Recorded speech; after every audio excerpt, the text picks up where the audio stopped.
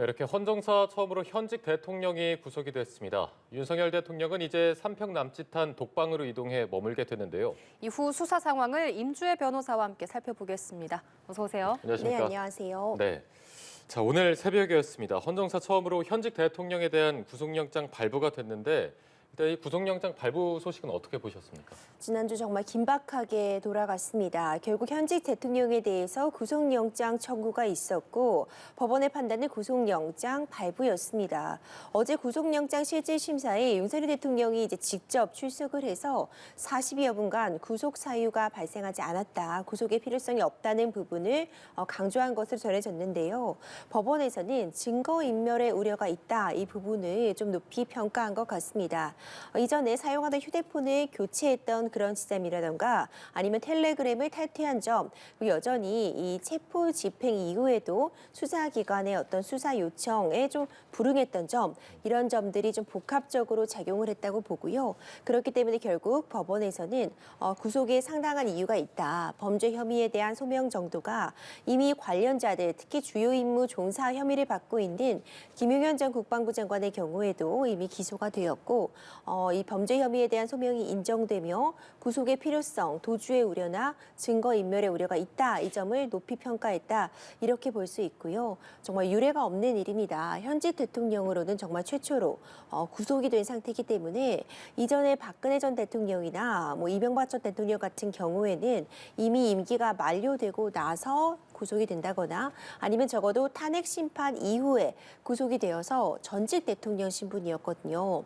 윤석열 대통령은 여전히 지금 헌법재판에서 탄핵 심판이 진행 중이어서 직무는 정지되어 있지만 현직 대통령의 신분은 유지되고 있다는 점에서 정말 초유의 사태가 벌어졌다 이렇게 평가하고 있습니다. 예, 말씀해 주신 것처럼 발부 사유를 증거인멸 우려를 들었는데 윤 대통령이 체포 이후 조사 과정에서 진술 거부권을 계속해서 행사를 했고 또 구치소에 구금된 상태에서도 조사에 불응했거든요. 이런 것도 이번에 법원의 판단에 영향을 미쳤다고 볼 수 있을까요? 네, 영향을 미쳤다고 볼 수 있습니다. 사실 윤석열 대통령은 일관된 입장을 취하고 있었습니다. 그러니까 공수처에서 지금 윤석열 대통령의 내란죄 혐의에 대해서 수사를 진행하는 것과 관련해서 공수처는 수사권이 없다. 그렇기 때문에 공수처에서 신청하고 발부받은 이 체포영장에 대해서도 의문점 그리고 이제 적법함이 없다.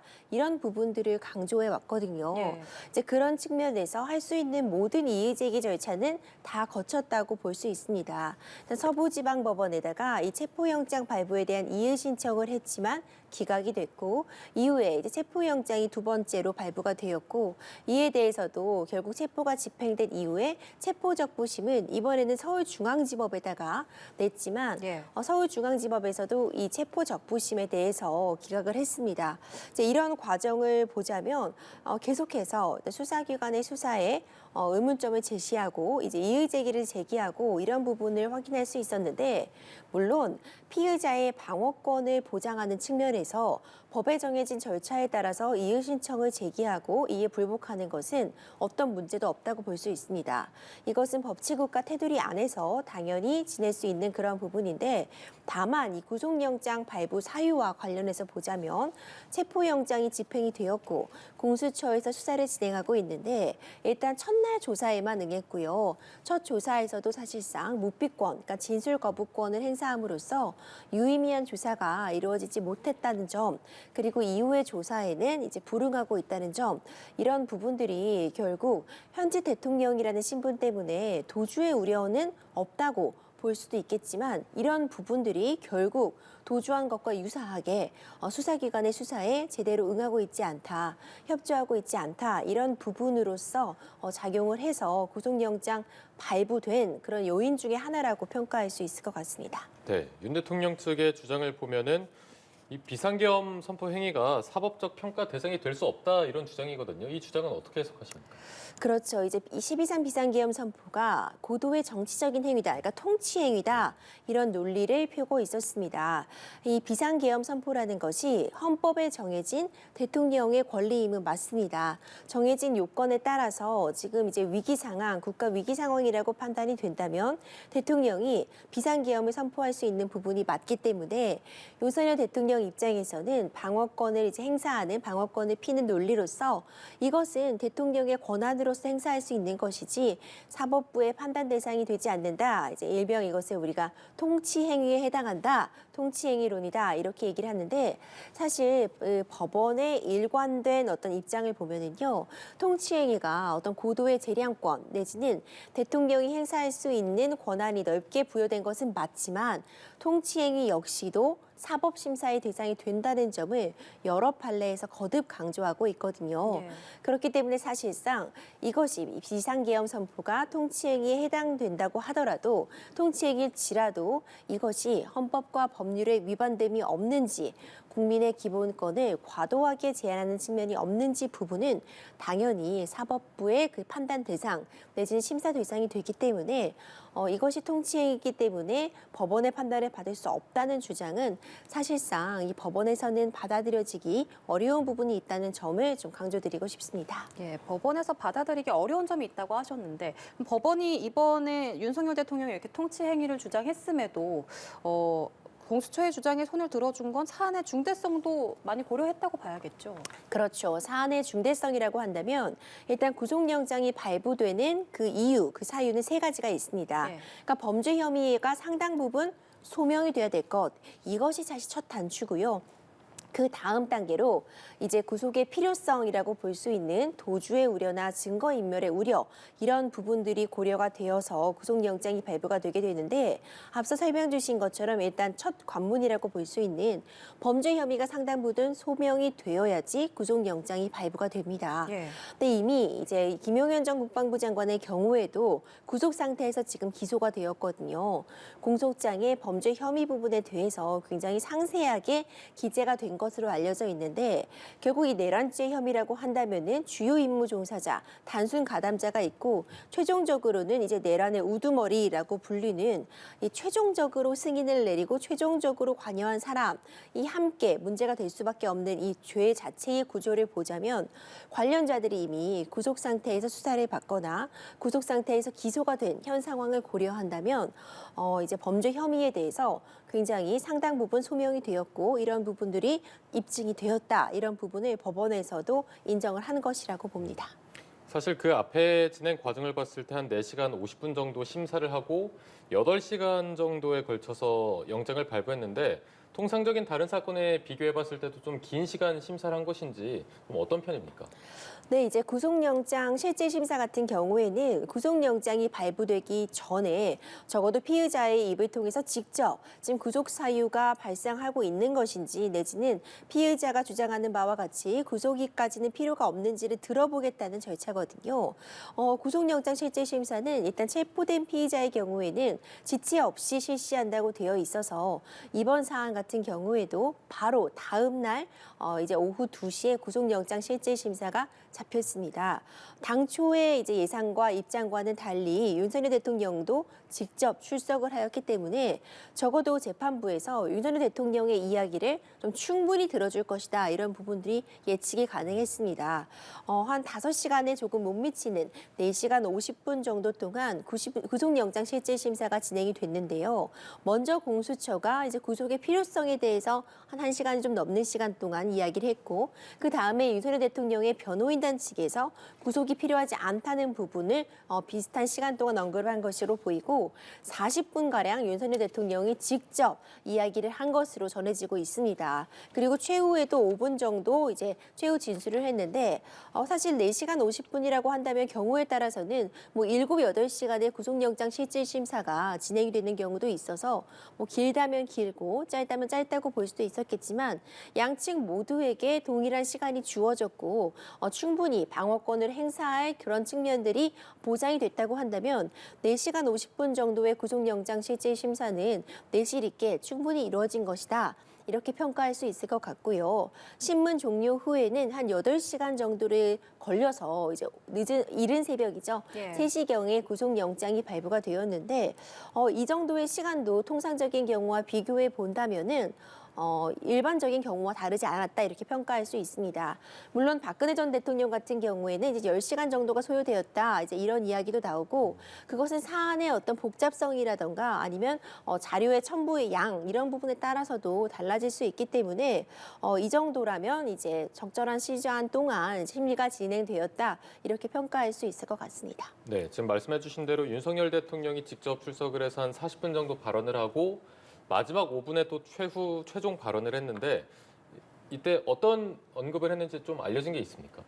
아직까지는 정확하게 어떤 부분들을 이제 소명을 했다, 어떤 부분들을 중점적으로 변론을 했다, 이런 부분들이 전해지진 않지만 윤석열 대통령의 변호인단의 어떤 입장을 통해서 좀 해석을 해보자면 아마도 12.3 비상계엄 선포 자체의 어떤 목적의 정당성을 다시 한번 강조한 것 같습니다. 이런 부분은 이미 여러 차례 윤석열 대통령의 언론에 대한 그런 담화문 발표라던가 국민을 향한 어떤 메시지 같은 부분에서도 확인을 할 수 있었는데요.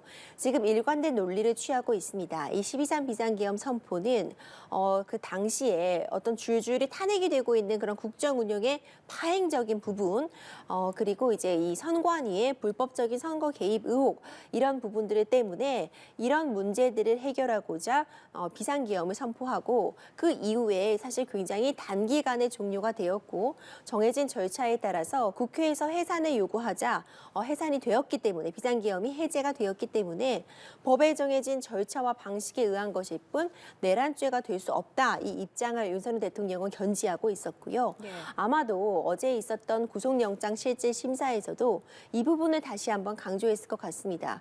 내란죄에 해당할 수 없다는 점을 소명하기 위해 12.3 비상계엄 선포가 국정 운영을 위해 불가피했다. 이 부분을 좀 강력하게 주장을 했을 거라고 보고요. 하지만 어제 있었던 구속영장 실질 심사는 그래서 12.3 비상계엄 선포가 내란죄에 해당하느냐 해당하지 않느냐 그것을 보는 그런 자리가 아니라 구속 사유가 있느냐 없느냐 그래서 지금 당장 구속할 필요성이 인정이 되느냐 마느냐를 결정한 자리였기 때문에 일단 12.3 비상계엄 선포의 당위성을 언급함과 더불어서 현직 대통령이라는 신분을 고려할 때 증거인멸의 우려나 그리고 도주의 우려가 없다는 점에 대해서도 강력하게 주장을 하지 않았을까 예측이 되는 상황입니다.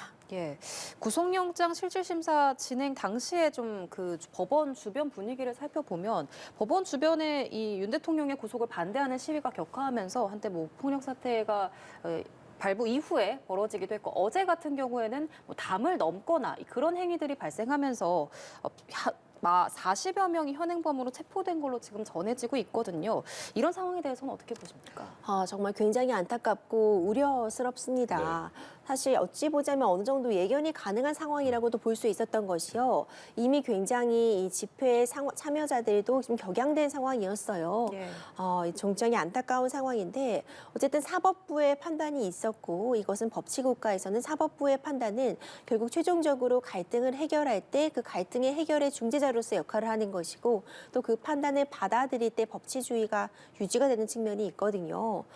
이렇게 일부 시민들이 사법부에 이제 침입을 하고 이 법원에 이제 들어와서 이제 물건을 깨부시거나 이런 폭력 행위를 벌이는 것은 이제 그 심리, 그 마음은 충분히 공감이 가는 그런 부분이 있겠지만 이 자체가 사실 범죄의 구속 요건에 해당할 수 있기 때문에 매우 유의해야 된다. 이 점을 당부드리고 싶습니다. 네. 지금 전해지고 있는 이런 상황을 보자면 지금 법원 내부로 들어가서 유리창을 깬다거나 기물을 파손하는 행위는 이 부분 자체가 이제 재물에 대한 손괴죄에 해당하고 공용물 파손 행위에 해당하거든요.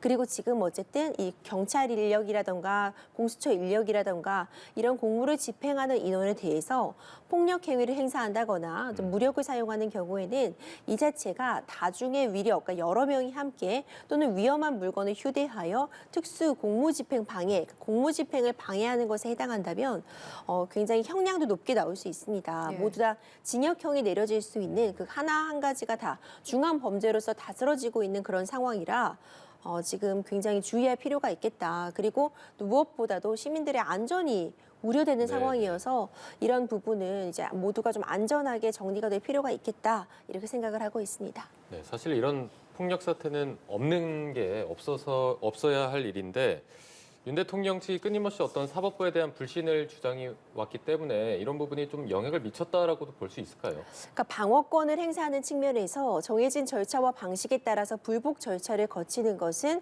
피해자로서 당연한 권리라고 볼 수 있습니다. 그렇기 때문에 뭐 체포영장이 발부된 이후에 이의 신청을 한다거나 아니면 체포 집행 이후에 체포 적부심을 신청하는 것은 권리로서 행사할 수 있는 부분이 있겠죠. 다만 이제 이 부분을 또 불복한다고 한다면 이제는 더 이상 이제 수사권이 없다는 주장을 편다거나 수사권이 없기 때문에 그 수사에 응할 수 없다는 입장을 취하기보다는 이 정해진 사법 절차 안에서 이제 구속영장 실질심사에 응한 것처럼 이 사법부가 정한 절차 안에서 적극적으로 방어권을 행사하는 것이 윤석열 대통령에게도 조금 더 유리한 그런 방식이 아닌가 이런 생각이 들고요. 구속영장이 집행이 된다면 이제 되었기 때문에 결국 그 이후의 절차 구속 적부심을 신청한다거나 이런 부분들은 사실 예정된 수순으로 보이거든요.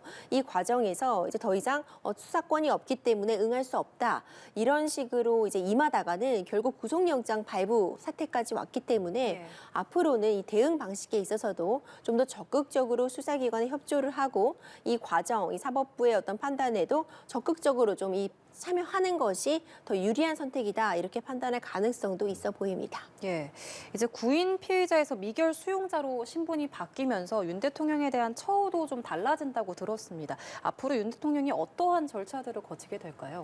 그렇습니다. 이제 구인 피의자에서 지금 미결 수용자, 그러니까 아직 판단이 내려진 바는 없지만 구속 상태에서 이제 수사를 이어가야 되는 상황이기 때문에 사실 큰 차이가 발생하게 됩니다. 네. 지금까지는 이제 대기동 그러니까 체포가 집행이 되었지만 정식으로 이제 수용이 됐다고 보기는 어렵고요. 그렇기 때문에 지금 원래 체포 집행 당시에 입고 있었던 사복, 그러니까 본인의 양복을 입고 지냈지만 이제부터는 좀 상황이 달라진다고 볼 수 있습니다. 네. 미결 수용자로서 이제 신분이 달라졌기 때문에 다른 동으로 이동을 하게 됩니다. 대기동이 아니라 별도의 이제 다른 동으로 이동을 해서 지금 전해지는 바에 따르면 이제 3평 정도 되는 독방에서 이제 생활을 해야 되는 것으로 전해지고 있고요. 예. 우리가 흔히 얘기하는 이제 머그샷이라고 하죠. 머그샷 같은 부분 촬영도 필요하고 미결 수용자로서 그 수용 번호도 부여가 되게 됩니다. 그리고 이제 수용복을 입고 생활을 하게 되는데 예. 이제 이런 부분들이 체포 집행 이후에 구금이 된 상황과 이제 구속영장이 발부된 이후의 상황이 완전히 다르다 이렇게 볼 수 있는 부분들입니다. 이 머그샷 같은 경우에는 동의가 좀 필요하지 않습니까? 이제 관련 법들이 이제 바뀌었기 때문에 네. 동의 없이도 바로. 네, 지금 머그샷은 촬영이 가능하고 뭐 예전에는 뭐 아무 사진이나 대체할 수 있었는데 네네. 지금은 최근의 사진 내지는 이제 직접 촬영하는 것으로 되어 있어서 아마도 이런 촬영은 진행이 될 것이라고 봅니다. 네, 이제 또 김건희 여사의 면회 가능성에도 지금 관심이 쏠리고 있는데 다른 수용자들과 마찬가지로 변호인 접견은 하루 한 번 이렇게 정해져 있는 건가요? 그렇습니다. 다른 수용자들과 다르게 처리하기는 어려울 것이라고 봅니다. 다만 이제 현직 대통령이라는 신분을 감안했을 때 그에 맞는 예우라던가 아니면은 적어도 경호 문제 때문에 좀 달라지는 부분들은 있을 것 같은데 워낙 초유의 사태, 이전에는 지금 한 번도 없었던 사태이기 때문에 실무적으로 어떻게 운영할지는 지금부터 이제 경호처와 그리고 이 구치소 간에 긴밀하게 협의하는 것이 매우 중요할 것 같고요. 다만 이제 변호인 접견 외에 그런 뭐 면회 가능성 이런 부분은 다른 수용자들과 동일한 선상에서 이루어지지 않을까 아니면 오히려 현직 대통령의 신분, 경호상의 이유 때문에 더 엄격하게 이루어질 가능성도 전 존재한다고 보고요. 안전 문제에는 굉장히 중요한 부분이기 때문에 네네. 경호처 그리고 이제 이 구치소 간의 긴밀한 협의가 좀 필요해 보이는 상황입니다. 예, 협의가 필요하다고 하셨는데 지금 어느 수준까지 경호가 제공돼야 하는지에 대해서 정해진 규정이 없다고 들었거든요. 어떻게 경호가 이루어질 걸로 좀 예상을 하십니까? 사실 예측하기도 어렵습니다. 이게 지금 현직 대통령 신분으로서 구속이 된 첫 사례라고 볼 수 있기 때문에 네. 구체적으로 어떻게 진행될지 그리고 경호와 관련된 부분은 기밀에도 해당하기 때문에 이것이 다 공개되는 것도 적절하지 않은 측면이 있어 보이거든요. 대통령 경호 관련 규칙에 따라서 현직 대통령의 신분을 유지하고 있는 이상 경호를 받아야 되는 점은 분명해 보이고요. 하지만 이 구치소 내부라는 것은 그 자체가 보안 시설로 볼 수 있고 이 구치소도 자체적으로 이 경호와 관련된 부분을 담당하고 있기 때문에 아마도 체포 때와 마찬가지로 적어도 이 담장, 그러니까 구치소 외부에 대해서는 경호처에서 경호를 하고 하지만 구치소 내부까지 경호처 인력이 함께 상주한다거나 하는 것은 물리적으로 어려움이 좀 있어 보입니다. 그렇기 때문에 외곽에 대한 경호를 경호처가 담당하고 구치소 내부 같은 경우에는 구치소 자체적으로 담당을 하는 것으로 하되 지금 현직 대통령의 신분에 걸맞는 예우 부분이라던가 아니면 현직 대통령의 경우에 따라서 그 부분이 좀 일정 부분 조정은 될 수 있겠다. 현재까지로는 그 정도로 예측이 가능한 상황입니다. 네, 말씀해주신 대로 이게 헌정사상 처음 있는 일이기 때문에 뭔가 확실하게 확언해서 말할 수는 없는 부분이 되는 것 같습니다. 앞으로의 상황도 조금 보면 윤 대통령이 공수처의 조사 부분에 대해서 계속 거부할 가능성이 높다 이런 분석이 있더라고요. 어떻게 좀 예상하십니까? 그렇습니다. 그러니까 현재로서는 공수처의 조사 자체는 계속해서 공수처가 수사권이 없다는 부분을 계속 언급해 오고 있고요. 예. 그 때문에 공수처에서 발부한 이 영장에 대한 어떤 그 부적법함을 주장해 오고 있기 때문에 공수처 상태에서의 조사는 거부할 가능성이 높아 보이지 않나 싶습니다. 이미 체포영장 집행 이후에 공수처의 수사와 관련해서 지금 묵비권, 그러니까 진술 거부권을 행사한 것으로 전해지고 있거든요. 그리고 작성된 조서에 대해서도 열람이나 이런 부분들까지도 거부한 것으로 전해지기 때문에 공수처 입장에서는 지금 사실 공수처가 열흘 더 조사를 하고 그 다음에 검찰에 넘겨서 이제 기소를 할 수 있도록 준비하도록 해주겠다. 이렇게 이 20일이라는 이 구금 일자를 열흘로 나눈 것으로 전해졌는데 구체적인 부분은 또 추가적으로 조율을 하겠다고 밝히고 있어요. 공수처 입장에서는 더 이상의 조사가 사실상 좀 무의미하다 내지는 불필요하다 이렇게 보아서 사건을 조기에 검찰로 넘겨서 기소를 하도록 하는 그런 방안도 좀 고려할 수 있을 것 같고요. 예. 물론 법적으로 보자면 이제 인치라고 해서 강제로 이제 공수처로 출석을 하도록 해서 조사를 진행하는 방식도 가능하고 아니면 구치소로 출장 조사, 공수처 인원들이 구치소를 방문해서 조사를 하는 것도 법적으로나 물리적으로 가능한 부분은 있지만 과연 그것이 어떤 실효성이 있는 것인가. 계속해서 묵비권이나 진술 거부권을 행사한다면 사실상 추가적으로 확인할 부분이 없는데 이런 조치까지 취할 것인지 이런 부분들은 아직까지는 좀 예단하기 이를 것 같고요. 물론 이 상황이 또 급변했습니다. 이제 체포 상태의 어떤 그 무게감과 구속 상태에서 수사를 받는다는 무게감은 완전히 다르다고 볼 수 있거든요. 예. 그런 점들을 감안할 때 윤석열 대통령도 더 이상 이제 공수처가 수사 권한이 없다. 그렇기 때문에 응할 수 없다. 이런 입장을 견지하기보다는 구속영장 실질심사 같은 경우에도 처음에는 직접 출석하지 않겠다고 했다가 바로 다음 날 입장을 바꿔서 출석해서 적극적으로 변호에 나서는 모습을 보여줬잖아요. 이것이 앞으로는 수사기관의 수사에 적극적으로 협조하겠다는 그런 의미로 또 읽힐 수도 있다고 보기 때문에 경우에 따라서는 이제는 좀 수사에 좀 더 적극적으로 임해서 오히려 방어권을 적극적으로 보장받고 행사하기 위해서 수사기관에 적극적으로 협조할 가능성도 열려 있다고 볼 수 있습니다. 예.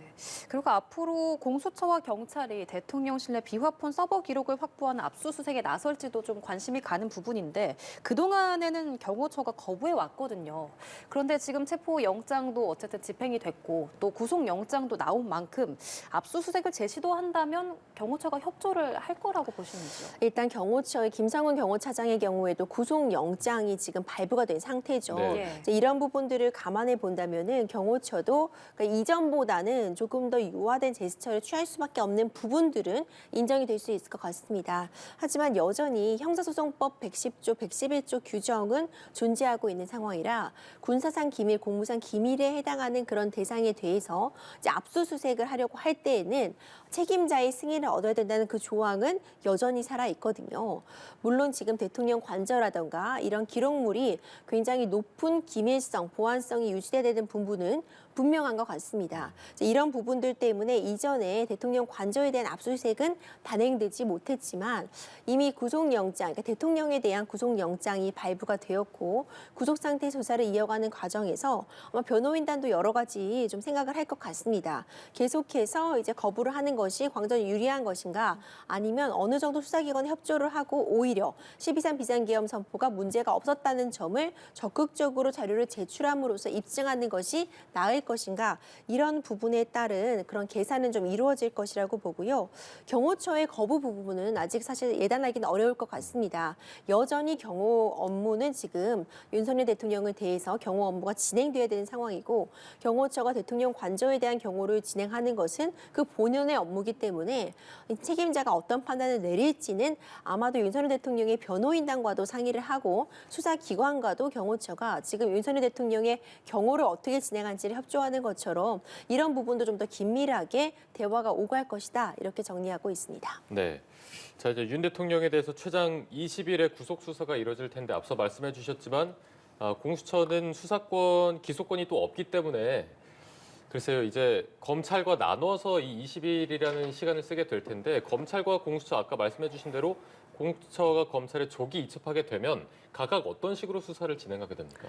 네, 앞서 말씀드린 것처럼 이제 구속영장이 발부가 되면 20일간 구속을 할 수 있는 상태입니다. 근데 그 20일의 기산점은 그 영장이 발부된 오늘 새벽부터가 아니라요. 체포영장이 집행이 된 그러니까 1월 15일부터를 기산점으로 한다는 점도 좀 중요한 점일 것 같고요.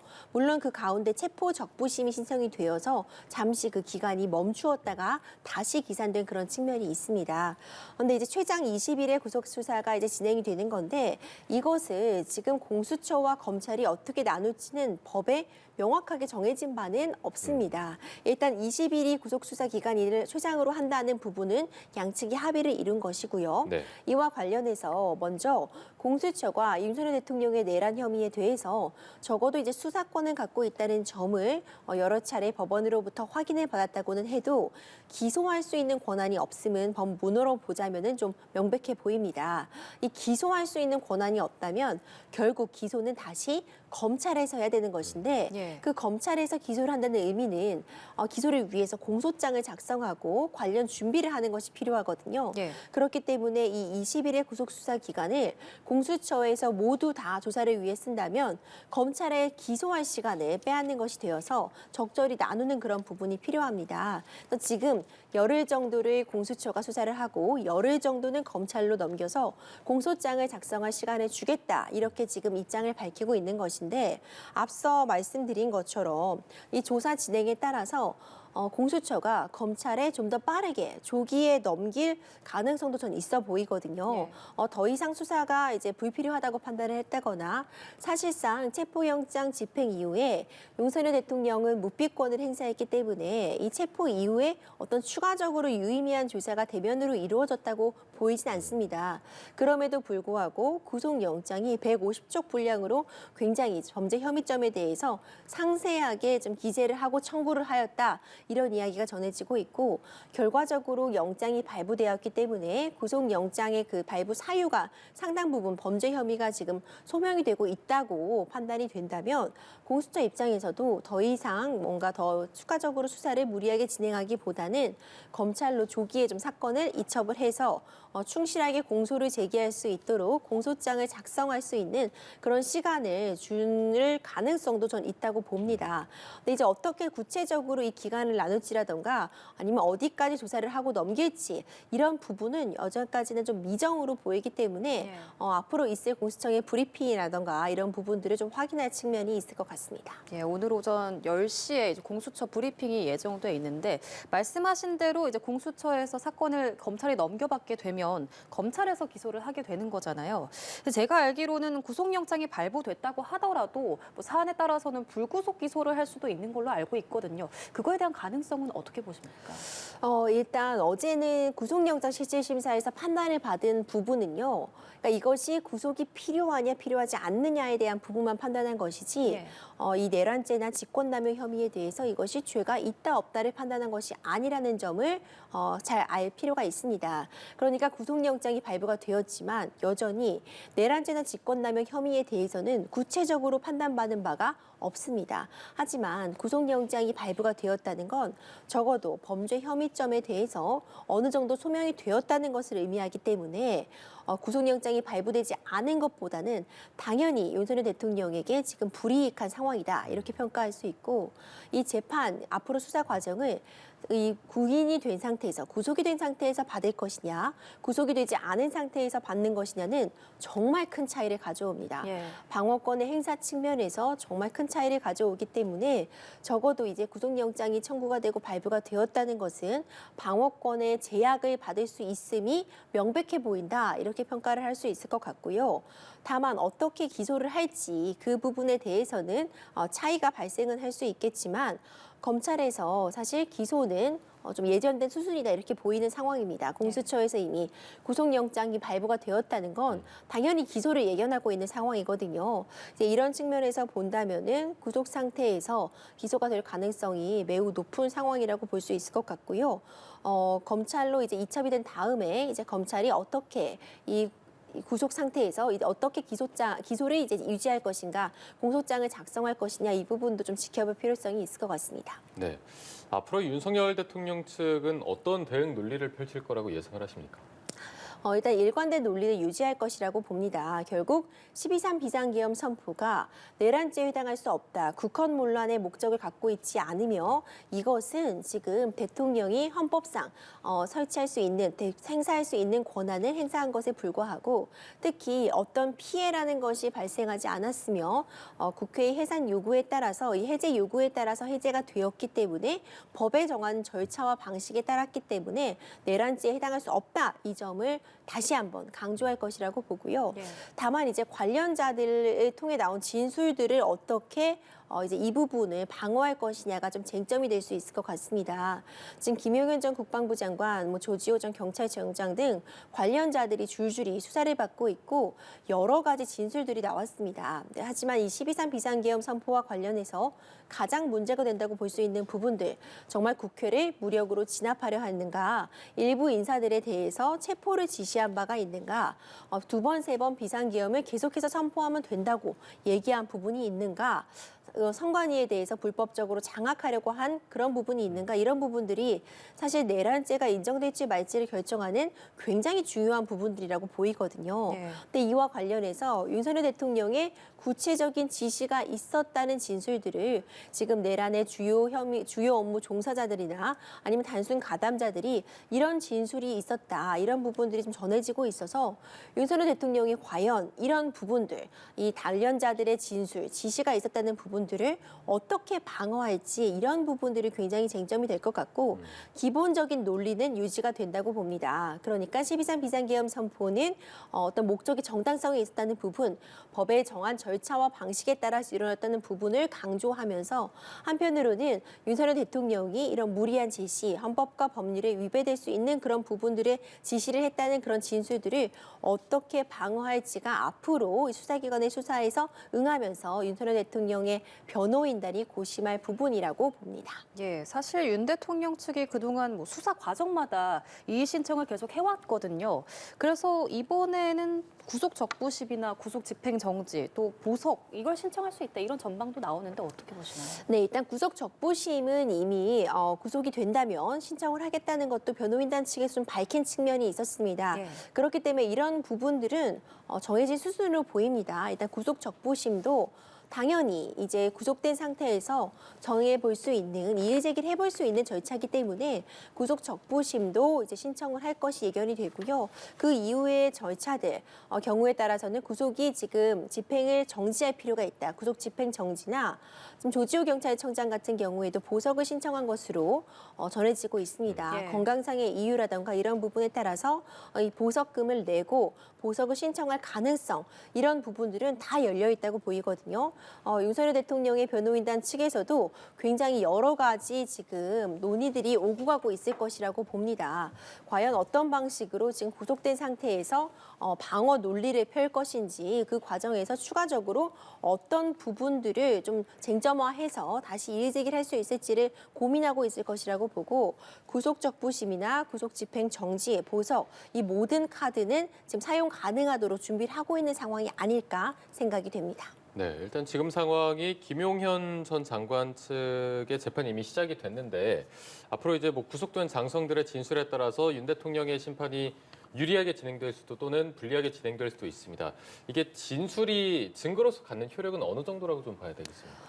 이와 같은 상황에서 굉장히 중요한 효력을 가질 수밖에 없죠. 관련자들에 대해서 결국 이 내란 혐의라는 것이 혼자 할 수 있는 것이 아니라 누군가는 누구에게 지시를 했고 그 지시를 받은 사람은 또 다른 사람에게 지시를 하고 그래서 실제로 움직인 인원들이 있고 이런 부분들이 유기적으로 돌아갈 수밖에 없거든요.